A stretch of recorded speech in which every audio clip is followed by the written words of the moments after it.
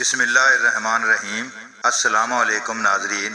حدیث نمبر 15 حضرت انس رضی اللہ عنہ سے روایت ہے، رسول اللہ صلی اللہ علیہ وآلہ وسلم نے فرمایا، تم میں سے کوئی مومن نہیں ہو سکتا جب تک میں اس کے نزدیک اس کے والد، اس کی اولاد اور تمام لوگوں سے زیادہ محبوب نہ ہو جاؤں۔ فائدہ: محبت کی 3 اقسام ہیں۔ محبت تنظیم، جسے والد اور استاد سے محبت کی جاتی ہے۔ محبت شفقت، جیسے اولاد اور شاگردوں سے کی جاتی ہے۔ محبت استحسان، جو عام انسان سے کی جاتی ہے۔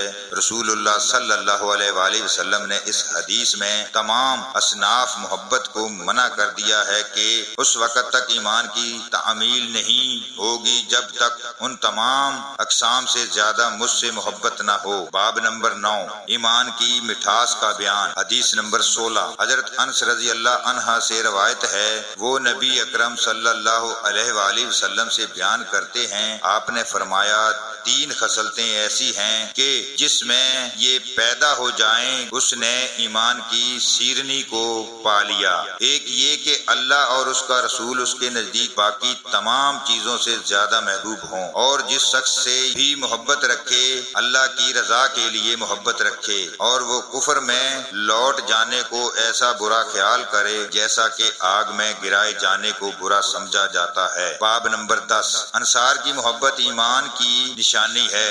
حدیث نمبر 17 حضرت انس رضی اللہ عنہ سے روایت ہے، وہ نبی اکرم صلی اللہ علیہ وآلہ وسلم سے بیان کرتے ہیں، آپ نے فرمایا، ایمان کی نشانی انصار سے محبت رکھنا اور نفاق کی نشانی انصار سے بغض رکھنا۔ فائدہ: انصار مدینہ منورہ کے وہ لوگ ہیں جنہوں نے رسول اللہ صلی اللہ علیہ وآلہ وسلم کو اپنے ہاں پناہ دی اور ایسے وقت میں آپ کا ساتھ دیا جب اور کوئی قوم آپ کی مدد کے لیے تیار نہ تھی۔ پہلے یہ لوگ بنو قبلہ کے نام سے مشہور تھے۔ دین اسلام اور اہل اسلام کی مدد کرنے کی وجہ سے رسول اللہ صلی اللہ علیہ وآلہ وسلم نے ان کا لقب انصار رکھا۔